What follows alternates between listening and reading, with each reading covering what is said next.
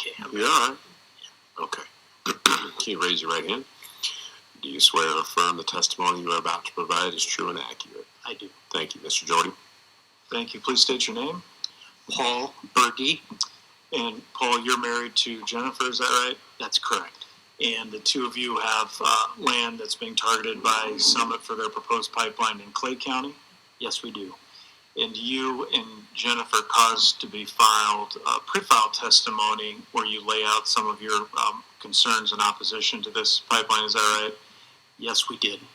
And if we were to walk through all those same questions, would you today, but for maybe some clerical corrections, give predominantly or substantially the same testimony? Yes. Do you have any corrections or updates you believe are material at this time? I do not. I would offer, well, let me ask you this. And then in addition to that, you caused to be filed a hearing exhibit as well that we have marked as 599, which had to deal with a test rupture. Is that right? That's correct. Okay, and that was I think a link to a video. Is that correct? Yes. All right. We would offer exhibit 42, landowner 42, and landowner 599. No objection. Seeing no objection, the board will admit, give it the weight due. All right. I'm going to tender you for cross-examination. Thank you. Thank you, Mr. Taylor. Thank you. I'm Wally Taylor. I represent the Sierra Club.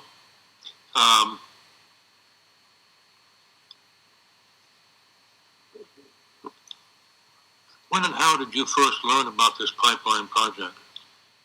I think it was in March of 21. We received a notice in the mail from Summit that they intended to use our land to run a pipeline. Didn't really pay a lot of attention to that at the time because I didn't think this was serious.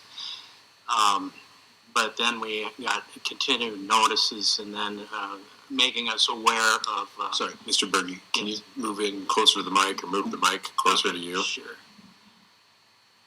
Better? Perfect. Thank you. So we received some additional mailings advising us that there would be informational meetings. So we worked with our tenant farmer to attend the informational meeting that was held in Clay County at the fairgrounds there on October 8th, 2021. Did you attend the meeting yourself as well? Yes, we did. Oh, so you and your tenant both went? Yes. Okay. Yeah. And then after that informational meeting, did you talk to a Summit land agent? We, we were pretty green going into this, so the first thing I did is walked up to this table with Summit land agents, and they had all the maps laid out, and I asked, well, where's this thing going? Where are they going to put it? Well, we can't tell you exactly where it's going to be, but we have your two parcels here identified where we would like to go through. And then, of course, that was all they could really do at that meeting other than ask us for permission to survey. We declined that. In talking with our tenant at the time, he was very uneasy about having the Summit people come out and survey, and then also with regards to the safety issues of the carbon dioxide, if there was a rupture, and while he's farming that land, he was, you could tell there was some fear in his eyes and in his voice about what would happen to them. We're just going to be dead ducks, right? I said, well, I don't know. We'll wait till the facts come out. They'll be able to tell us this at some point, what the risks are.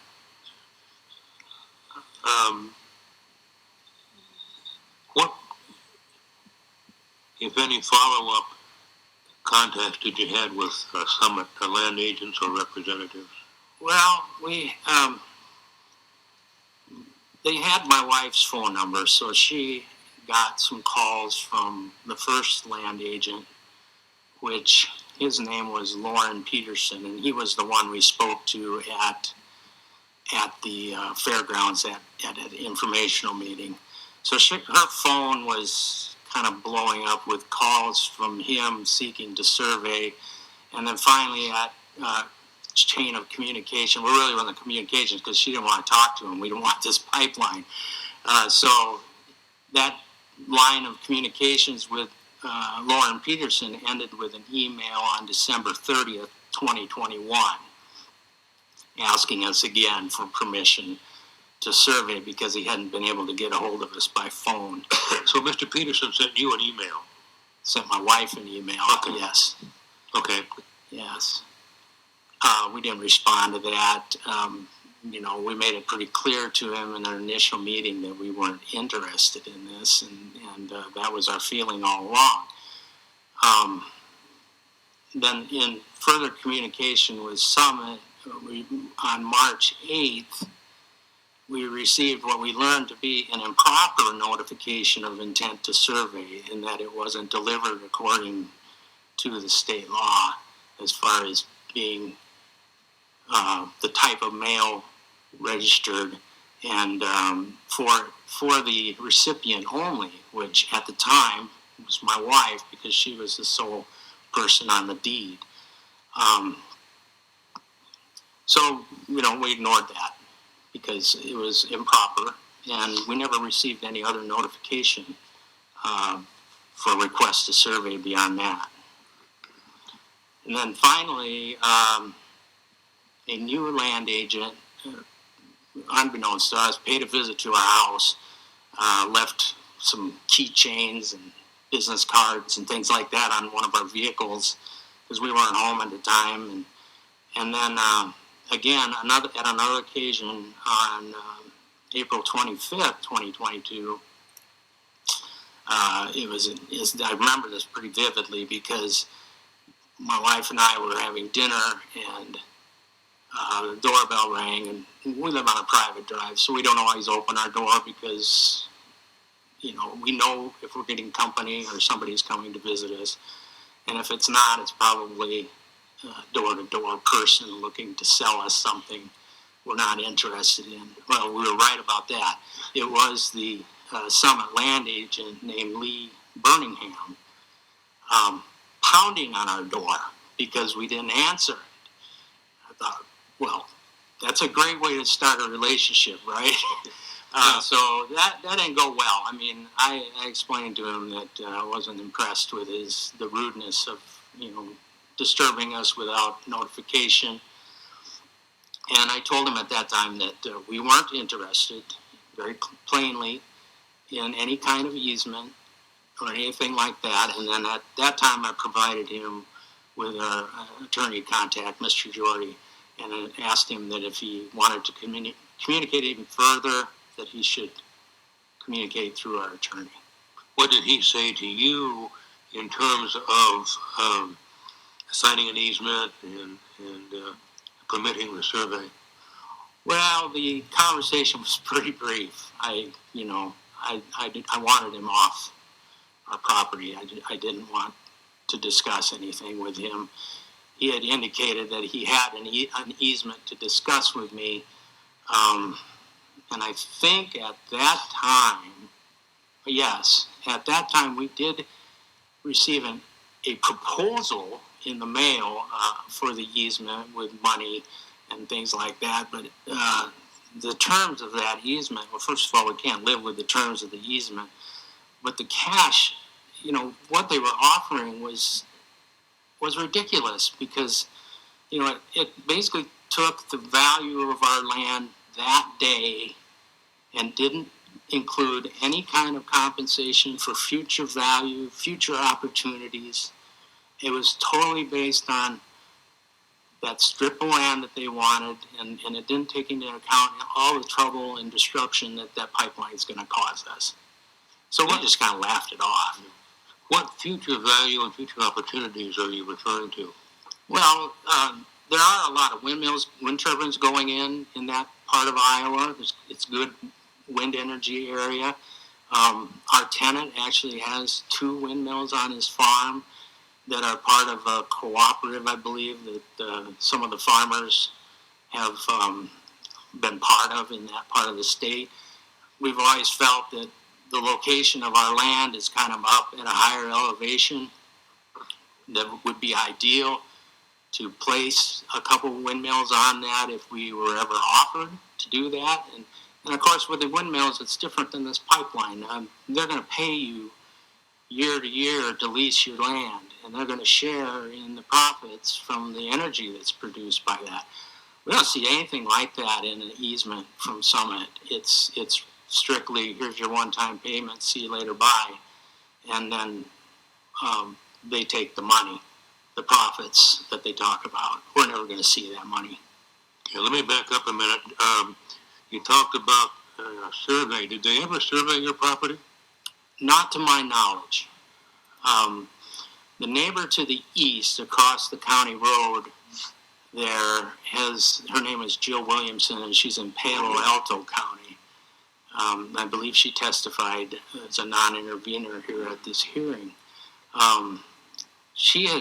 We've been in contact with her, and she has told us that she believes she saw personnel over on that land of ours, but that's the only thing I know. Our tenant has been keeping an eye on things, but of course he can't be there all the time. So, but he hasn't indicated any disturbance or disruption to the land or his crops. Okay. Can we bring up the KMZ file?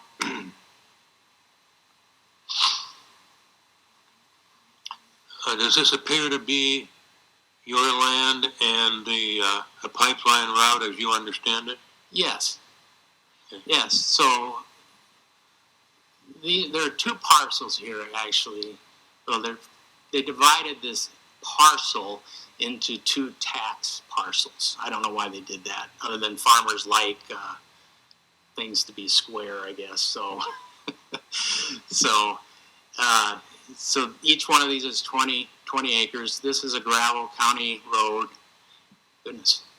And this is Jill Williamson's land here, and the homestead on her land is just to the east of yours. Yes, just to the east. Yes, across the road. So the land, I'd like to tell you a little bit about that land, so you understand where it came from.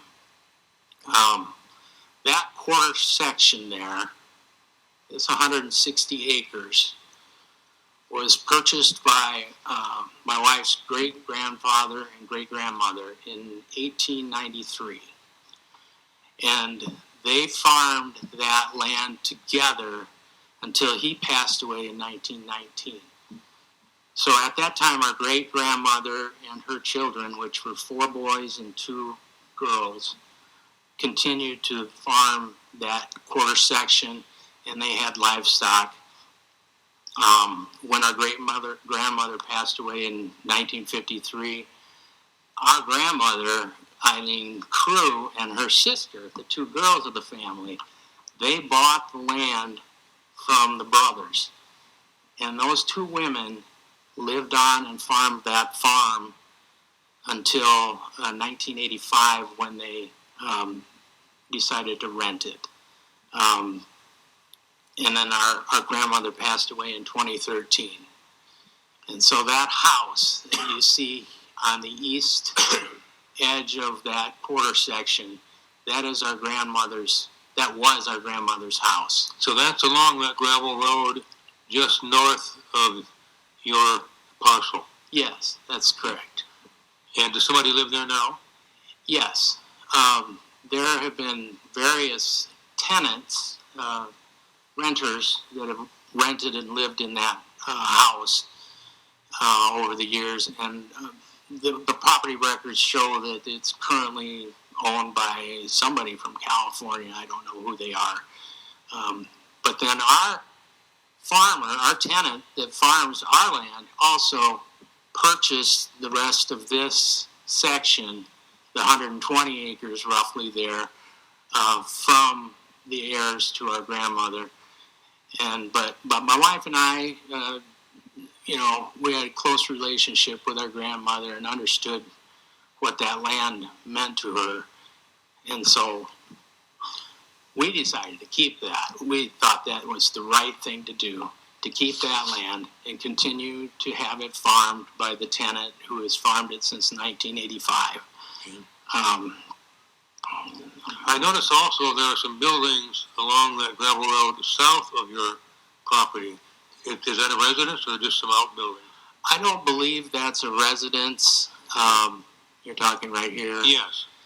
I believe that property belongs to Vernon Olson, and we haven't had any contact with him about that. But there is an operation to the north. If you could pull the map down, Or maybe zoom out. or zoom out, yeah. Still maybe a little bit more. You can see that there's a. We're going to the north, please. There. That action, Your Honor. State the objection. My objection is that we've got pretty far afield from this particular landowner's affected parcel, which is the point, as I understand it, what we're supposed to be talking about.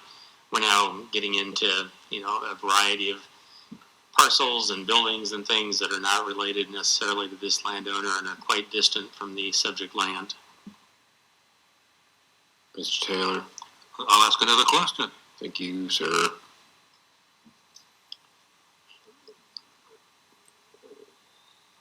Did you ever talk with any of the land agents about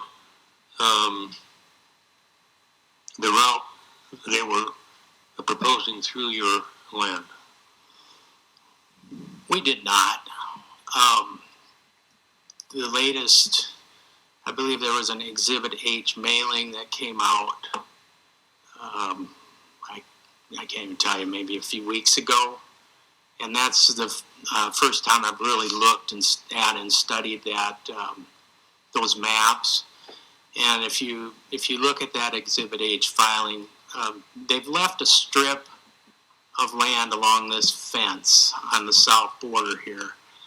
I don't know exactly how wide it is. I don't know if the drawings are to scale, but it looks like it's not part of the easement they're proposing, but it will be isolated due to the construction of the pipeline. But they're not offering any compensation for that land, or, to my knowledge, not offering to move the land closer to the fence line so that we don't have that strip that's going to be difficult to farm and really hard to access. If we even had a bridge put in over the trench or something, maybe they could access. But I don't have any idea how wide it is and if it's suitable to run a planter or tilling equipment down. But it's part of our land, which they seem to be isolating and then not compensating us for. Did you talk to any of the land agents about moving the pipeline route? We did not.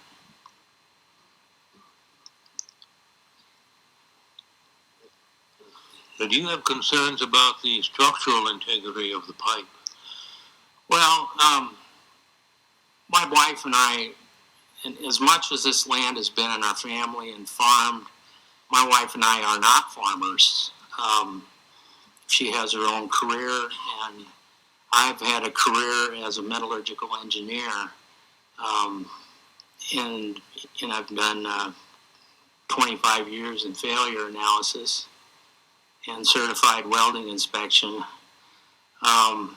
So my approach to this pipeline may be a little different than some of the farmers in that I'm looking at materials, I'm thinking about the welds, and so I've done a little bit of research into, someone has said, well, we're going to use API 5L piping. Okay, well, and we're going to have the welding done by certified welders and qualified welding programs. Now, I'm familiar with all that. So, but when I scrutinize those things, I still have concerns about other things that can play into a pipeline failure. There are a number of things that can happen in the welding process, of course, and one of my biggest concerns there is hydrogen underbead cracking. And so these welds to join the sections of pipe together are going to be conducted in the field where there won't be a lot of environmental control. And it doesn't take much moisture, condensation, humidity, anything to introduce hydrogen into a weld heat affected zone.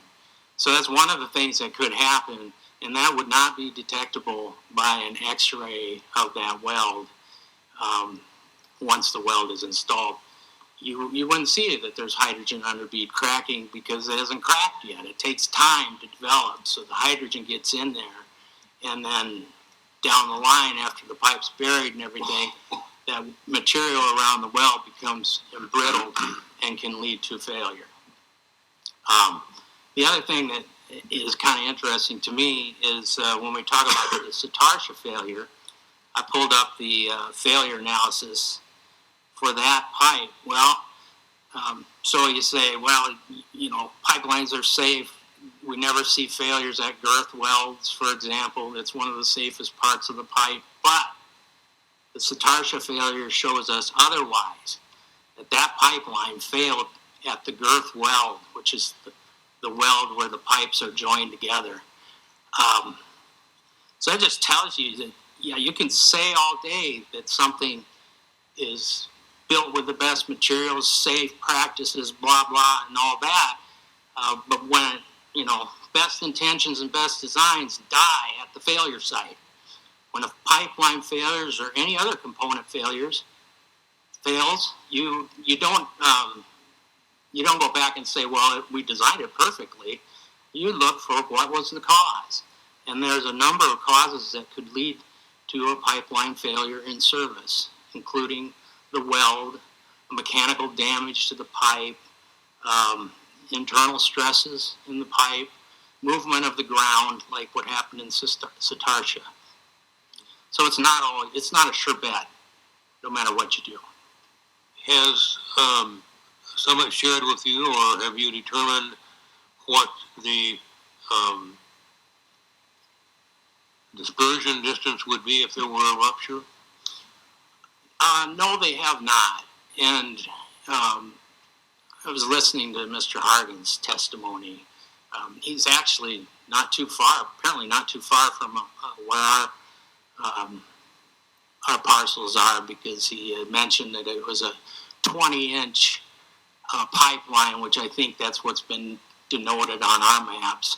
And I believe Gillette Grove from our farm is just, you know, a few miles to the west of where we are. So it's probably the same. It's probably the same pipeline that's going through his land. But anyway, he talked about, well, how much CO2 is going to be in that 20-inch pipeline when we already have seen evidence of an 8-inch pipeline break, and some plume models that say that plume could spread to 1,800 or plus feet. But I was sitting there listening to him, and I just realized I actually did some back of the envelope calculations here to see, well, what is the volume of a 20-inch pipe? And according to Summit's literature, the pipe will have isolation valves every 20 miles. That's the latest I've seen. So you got a 20-mile long cylinder that's 20 inches in diameter. That, if there were a rupture and those valves closed immediately, the volume of that cylinder would need to escape. And I've calculated that volume, just straight geometry here, 6,523 cubic meters. Now, a cubic meter is bigger than a cubic yard. So there's going to be a lot of CO2 escaping from that pipe. And if you add the fact that this is a compressed critical phase of CO2, which I can't tell you for sure what the density is of that, but I know it's going to be in a range of somewhere around 400 to 700 kilograms per meter cubed. you could have a release of up to 5,000 tons of CO2 come out of that 20-inch pipeline.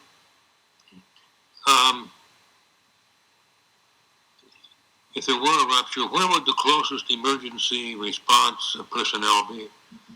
The farm is pretty close to a small town of Ayrshire, which is one of those towns, if you blink, you'll miss it. I've understood that they have a volunteer fire department there. They would probably be the first responders for any emergency. Next closest would be Ruthven, which is about 8 miles north of our farm. And then you're talking either Emmitsburg or Spencer for, probably a more robust emergency response, fire and ambulance, hospital services and things like that. So they're about 18 to 20 miles from where our farm is located. So does that concern you? Well, we don't live there, but I'm concerned for our farmer, and he and his brother farm that land, and, I would hate for them to be out there. I was going to point out on the KMZ map that the property, the entire section, quarter section there, slopes to the north. And so if they're farming down in the north part of that land, I don't know the exact elevations. I'm sure a surveyor could tell you, but that's where if there was a rupture, that's where the CO2 is probably going to settle, is down in that low-lying area on the north edge of the farm. And if they're out there and their machinery working when that happens, they may not even know what happens. You might hear it up at the south end, but that CO2 could settle into that low-lying area there, disable their equipment, and put their lives in danger. And we don't like that scenario. And would they be able to shelter in place? No, not at all. Thank you. That's all the questions I have. Thank you. Anybody next? Okay. Seeing none, Mr. Jorde on redirect, if there is any. There's always something.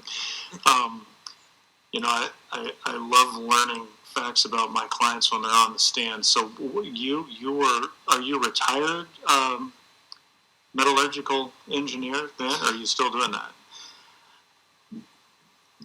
I was lucky enough to find a job at Iowa State University right out of my bachelor's degree.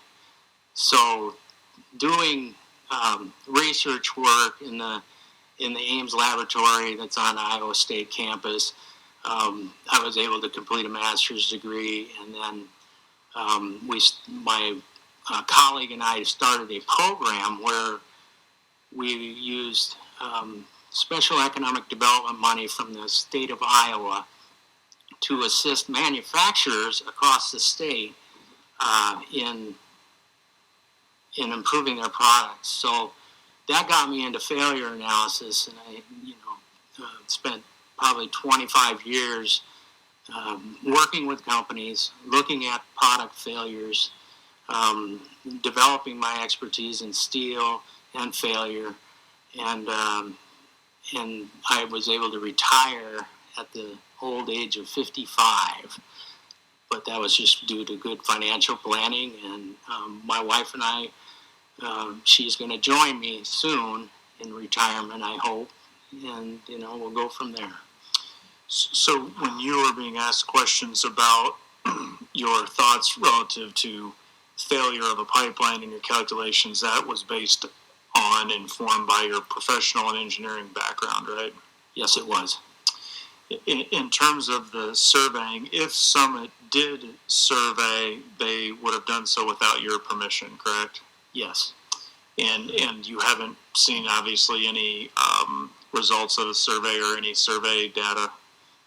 I haven't seen anything other than the little sketches they put in the Exhibit H, and they have markings on them, but I'm not a surveyor, I'm not a land expert, so couldn't tell you what it means. If that means it's been surveyed, I don't know.